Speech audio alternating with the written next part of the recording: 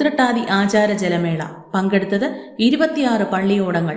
പമ്പാ നദിയുടെ ഓളപ്പരപ്പിൽ വഞ്ചിപ്പാട്ടിന്റെ ശീലുകൾ മുഴക്കി ആറന്മുള ക്ഷേത്രത്തിലെ പ്രതിഷ്ഠാദിനമായ ഇന്ന് ഉത്രട്ടാതി ആചാര ജലമേള നടന്നു.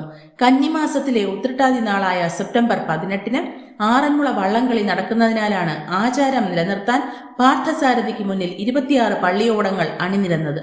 52 പള്ളിയോടങ്ങളാണ് ആകെയുള്ളത്. രാവിലെ 11-ന് ആറന്മുള സത്രക്കടവിൽ നിന്ന് ആരംഭിച്ച ഘോഷയാത്രയിൽ 2 പള്ളിയോടങ്ങൾ വീതം പരപ്പുഴ കടവിലെത്തി തിരികെ മധുക്കടവിലെത്തി പഴവും ക്ഷേത്രപ്രസാദവും പുകയിലയും ദക്ഷിണയായി സ്വീകരിച്ചു. 2014-ലും ഇത്തരത്തിൽ ആചാര വള്ളംകളി നടന്നിരുന്നു. കാട്ടൂരിൽ നിന്നും ഓണവിഭവങ്ങളുമായി ആറന്മുള ക്ഷേത്രത്തിലേക്ക് പോകുന്ന തിരുവോണത്തോണിയെ ഒരിക്കൽ ചിലർ ആക്രമിച്ചതിനെ തുടർന്ന് തോണി സംരക്ഷണത്തിനായി സമീപ കരക്കാർ വലിയ പള്ളിയോടങ്ങൾ നിർമ്മിച്ച് തോണിക്ക് അകമ്പടി പോയി. ഈ പള്ളിയോടങ്ങളുടെ എഴുന്നള്ളത്താണ് പിന്നീട് ആറന്മുള വള്ളംകളിയായി മാറിയതെന്നാണ് ഐതിഹ്യം.